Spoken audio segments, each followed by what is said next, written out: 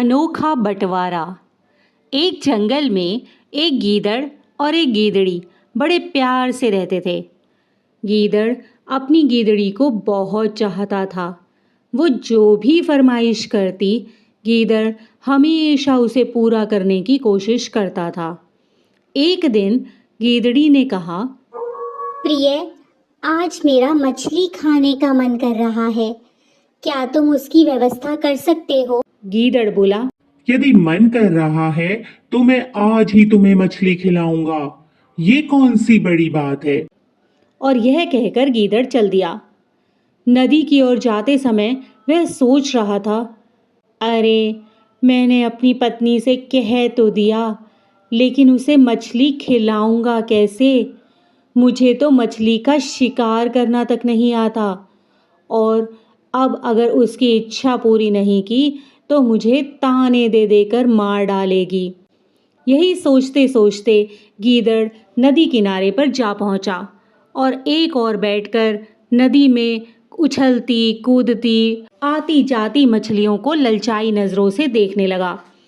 एक बार तो उसका मन किया कि नदी में ही कूद पड़े और पलक झपकते ही 2-4 मछलियां उठा लाए, लेकिन जैसे ही उसकी नजर नदी के उछलते तेज बहाव वाले पानी पर पड़ी तो उसका सारा जोश ठंडा हो गया। पानी में उतरने की बात सोचने से ही वह इतना डर गया कि वह नदी के किनारे काफी दूर एक पेड़ के नीचे आकर बैठ गया और वहां बैठकर वो कोई युक्ति सोचने लगा, कोई ऐसा तरीका जिससे मछली भी मिल जाए और जान का खतरा भी न रहे। तभी उसकी नजर एक ऊद बिलाव पर पड़ी, जो अपने साथी के साथ एक बड़ी मछली का शिकार करके उसे किनारे पर लाने की कोशिश कर रहा था।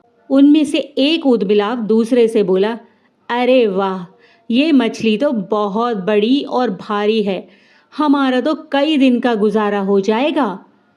तो दूसरा बोला, हाँ भाई, तुम सही कह रहे हो, आज तो भगवान की कृपा से बहुत भारी मछली हाथ लगी है। भगवान ने कई दिनों के खाने का इंतजाम कर दिया है। उस मछली को देखकर गीदड़ के मुंह में भी पानी भर आया। वह सोचने लगा, क्यों ना इनसे यह मछली हथिया लूं, लेकिन कैसे? सीधी तरह से मांगने पर तो ये मुझे अपना भोजन देंगे नहीं, लेकिन अगर मैं थोड़ी सी चतुराई और बुद्धिमता से काम लूं तो शायद बात बन भी सकती है। तब तक ऊद बिलाव मछली को घसीटकर किसी तरह किनारे पर ला चुके थे। तभी उनमें से एक ऊद बिलाव की आवाज आई, अरे सुनो भाई, ये मछली तो एक है और हम 2 हैं, इसका बंटवारा कैसे करेंगे? तो दूसरा बोला, अरे कोई बात नहीं, हम खुद ही मिल बांट कर खा लेंगे। तो दूसरा बोला, देख भाई, यदि हम खुद ही बंटवारा करेंगे तो दोनों के दिल में यह खटक रहेगी कि शायद दूसरे ने ज्यादा मछली ले ली है। इसलिए मेरी राय तो ये है कि हमें किसी तीसरे से इसका बंटवारा करवा लेना चाहिए। गीदड़ ने जब ये बात सुनी तो उसके मन में खुशी की लहर दौड़ गई। वो बहुत खुश हो गया और किसी बड़े बूढ़े बुजुर्ग की भांति उनके सामने आकर खड़ा हो गया और बोला, अरे भाई लोगों, क्या सोच रहे हो?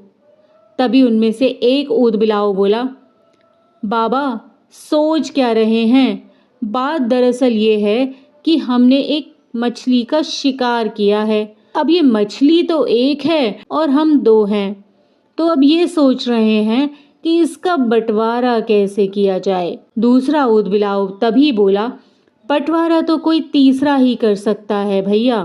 ठीक कहते हो भाई, देखो, अगर तुम ठीक समझो तो मैं तुम दोनों के बीच इस मछली का बंटवारा कर सकता हूँ। अपना तो काम ही है दूसरों के फैसले करवाना और दूसरे के झगड़ों को खत्म करना, और मेरा तो स्वभाव ही है कि किसी को भी मुश्किल में पड़े हुए नहीं देख सकता। अब गीदड़ धीरे धीरे अपना रंग दिखाने लगा था। तभी एक ऊद बिलाव बोला, हाँ हाँ ठीक है भैया, हमें इसमें कोई ऐतराज नहीं है। दूसरे ने भी उसकी हाँ में हाँ मिलाई और कहा, हाँ हाँ हाँ, ये ठीक रहेगा। वाह वाह, मित्रता हो तो ऐसी, किसी ने ठीक ही कहा है, एक ने कही और दूसरे ने मानी, कहे कबीर दोनों ज्ञानी। राजी राजी तो बड़ी बड़ी समस्याएं हल हो जाती हैं, और भोजन तो यूं भी सबको मिल बांट कर ही खाना चाहिए। एक दूसरे पर विश्वास करना चाहिए। प्रेम के सिवा इस संसार में और रखा ही क्या है। गीदड़ ने एक बहुत ही समझदार और सुलझे हुए बुजुर्ग की भांति यह सारा ज्ञान उन दोनों ऊदबिलावों को दे दिया, और तब वह बोला, अभी तुम यहीं इंतजार करो, मैं अभी मछली काटने का कोई औजार ढूंढ कर लाता हूँ, ताकि दोनों में बराबर बराबर बंटवारा कर सकूं। ऊदबिलाव वहीं बैठ गए और बोले, हाँ हाँ भैया जाओ, हम यहीं बैठकर तुम्हारा इंतजार करते हैं। गीदड़ ने नदी की ओर आते वक्त एक किसान को देखा था, जो अपने खेत के किनारे चारपाई पर लेटा हुआ फसल की रखवाली कर रहा था।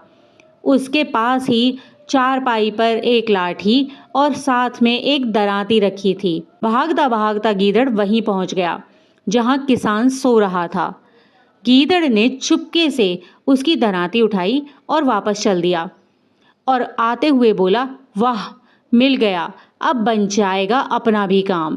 गीदड़ दरांती लेकर उन दोनों ऊदबिलावों के पास पहुंचा और बोला, आओ भाई, अब करता हूँ तुम्हारी मछली का बंटवारा। अब तुम्हें कोई शिकायत नहीं रहेगी कि किसे कम मिला है और किसे ज्यादा मिला है। गीदड़ ने मछली के 3 टुकड़े किए, पहले सिर अलग किया और फिर उसकी पूंछ अलग की। लो भाई, तुम सिर ले लो, और दूसरे को पूंछ वाला हिस्सा दिया और कहा, लो भाई तुम यह रख लो। दोनों ने अपना अपना हिस्सा अपने कब्जे में ले लिया। फिर तीसरे हिस्से की ओर देखने लगे। दोनों सोच रहे थे कि अब तीसरे का बंटवारा कैसे होगा। वे सोच रहे थे कि गीदड़ इस बीच के हिस्से के भी 2 बराबर टुकड़े करेगा और उनमें बांट देगा, लेकिन गीदड़ ने तीसरा हिस्सा अपने कब्जे में ले लिया। तो वे दोनों बोले, भैया इसका बंटवारा नहीं करोगे क्या? तब गीदड़ मुंह बनाते हुए बोला, इसका बंटवारा? ये क्यों भाई? यह तो मेरी मजदूरी है। क्या मैंने मेहनत नहीं की? उसकी मजदूरी नहीं लूँगा क्या? परिश्रम का फल तो सभी को मिलना चाहिए। तुम इस मछली को पानी से निकाल कर लाए हो तो क्या हुआ, मैंने भी तो तुम्हारे साथ मेहनत की है। यह कहते हुए गीदड़ ने बीच वाला टुकड़ा अपने मुंह में दबाया और चलता बना। दोनों ऊदबिलाव टुकर टुकर उसे जाते हुए देखते रहे, और अंत में उन दोनों ने अपना सर पीट लिया। भैया, अगर हम आपस में ही मिलकर अपना बंटवारा कर लेते तो कितना अच्छा होता। बीच का हिस्सा तो वो ले गया और यह पूंछ और सिर हमें दे गया। किसी ने ठीक ही कहा है कि आपसी फूट का फायदा कोई तीसरा ही उठा लेता है। चलो, आज अकल आ गई कि थोड़ा कम ज्यादा खा लो, पर किसी तीसरे को अपने बीच में नहीं आने देना चाहिए। इसी प्रकार की अन्य व्रत एवं पौराणिक कथा कहानियों के लिए हमारे चैनल को सब्सक्राइब और शेयर करें, ताकि आप भी दूसरों तक इन्हें पहुंचाकर धर्म लाभ प्राप्त कर सकें।